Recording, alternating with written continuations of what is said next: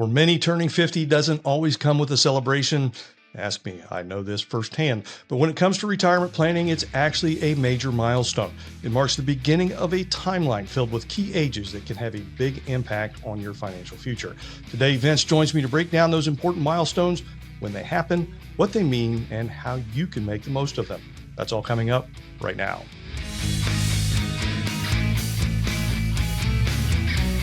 Hello, welcome back to Wealth Wednesday. Twice a month, we come to you to help bring clarity to your financial life. If you'd like to catch up on past episodes, visit our YouTube channel. That's at Commonwealth Financial. And if you'd like to subscribe, hit that like button, subscribe button down below, and you will be notified the next time we have a new episode.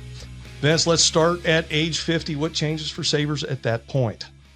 Sure. At age 50, I don't know, maybe the IRS feels sorry for you, but it gives you a boost. You can begin making what's called catch-up contributions to your retirement accounts.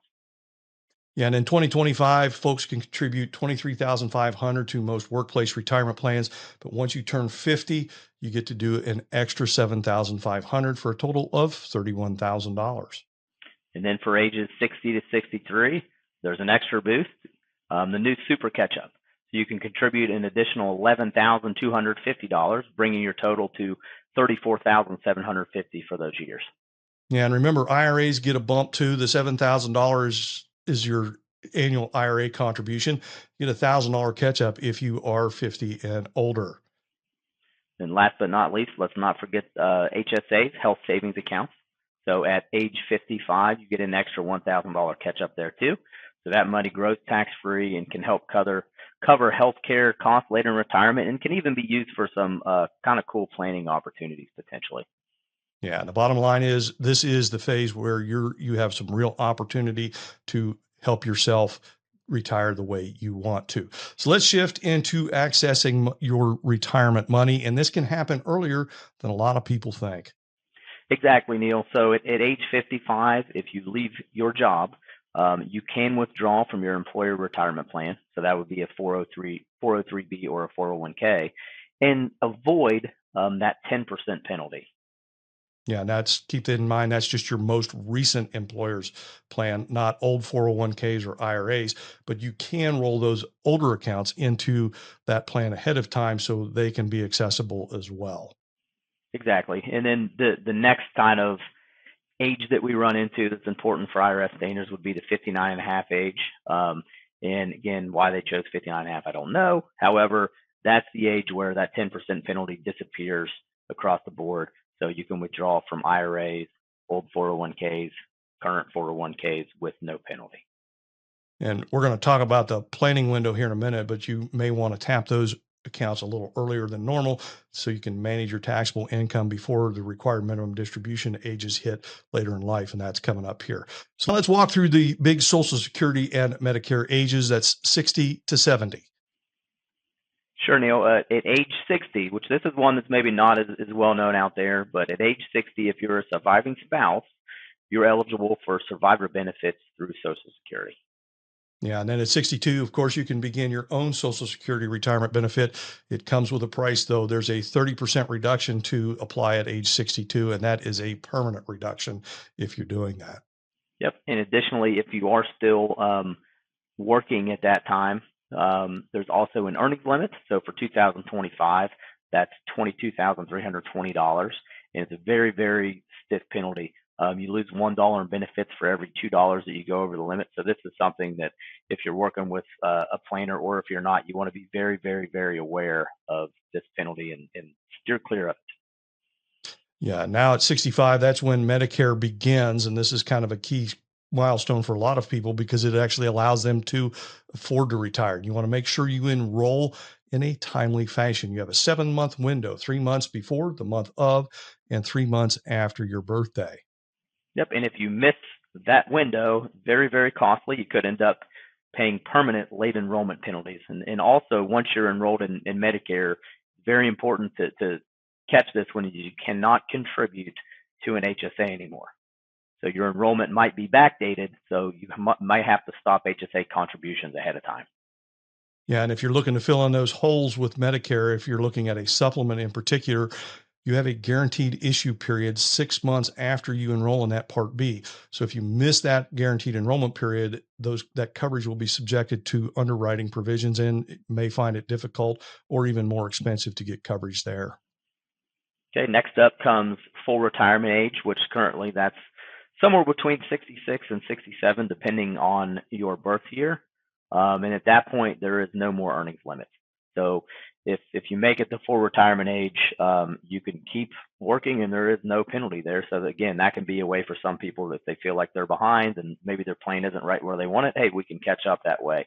Another thing is if you do delay those Social Security benefits past your full retirement age, your benefits grow 8% per year until the age of 70. And that's the last key age of this segment. That's when your Social Security benefits max out.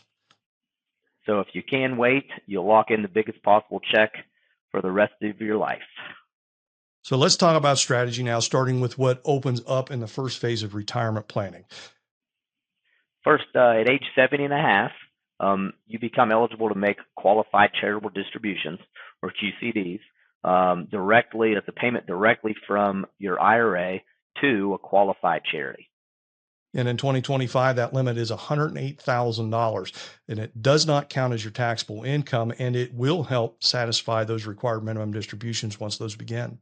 Yep, it's a great way to give back to something that you care for, while also reducing your tax burden. And then speaking of RMDs, they kick in currently at age 73 for most people today. Yeah, and that age is on the move for younger savers, especially those just now turning 50. RMDs will eventually be required to start at age 75. So whether it's 73 or 75, once you hit that RMD age, you are required to begin taking minimum withdrawals from your traditional retirement accounts each year, or you face a very, very steep penalty. Yeah, and that penalty is 25% of what you should have taken, or the shortfall. That's actually been reduced in the last couple of years. And if you do try to correct it promptly, it can be 10%. And the IRS has been known to forgive certain instances where things got lost in the shuffle, or maybe you weren't unaware. Yeah, and one of the keys that we look at as financial planners is this: these years after retirement and before your RMDs begin, some of the best times to do Roth conversions, do some other planning to really help manage your income and tax burden through your retirement. Yeah, and your income may be temporarily lower during that time frame, and you can shift money from the traditional IRA to a Roth IRA, pay tax at today's rates, and ideally fill up those lower buckets. And it can reduce the size of your future income, and it also can impact your children or grandchildren's lives as well. Exactly. And again, depending on the client, but a lot of people, that's one of their goals. They've worked hard, accumulated some of this money, so they want to be able to, leave it in the most tax efficient manner possible to the next generation. And once your RMDs start, that just becomes harder to do. You can't convert the distribution subject to RMD to a Roth. You can still do Roth conversions. You just have to do it after you already have that increased income. So there just isn't as much space, and a lot of times it doesn't make as much sense during the period once you've started your RMDs. Yeah, and that's why we call it the tax planning window. And the more intentional you are now, the more flexibility you will have later. So let's recap all these ages. We've gone from 50 to basically 73 or 75, and there's a lot of numbers in there. Yep, and the key thing to remember is that these ages are more than numbers. They're opportunities. Again, we play on the field that we're given, and these are rules that the federal government states. So we abide by them, but we use them to help make sure that you have a good retirement outcome by planning around them. Yes, thanks for joining us today. And if you found this video helpful, please like and subscribe. It helps us get our message out to more people. We're here twice a month to help bring some clarity to your financial life. And if you'd like help building a plan around these milestones, please give us a call or visit us at cfswv.com. Yes, I'd like to thank Vince for joining me today, and we'll see you next time on Wealth Wednesday.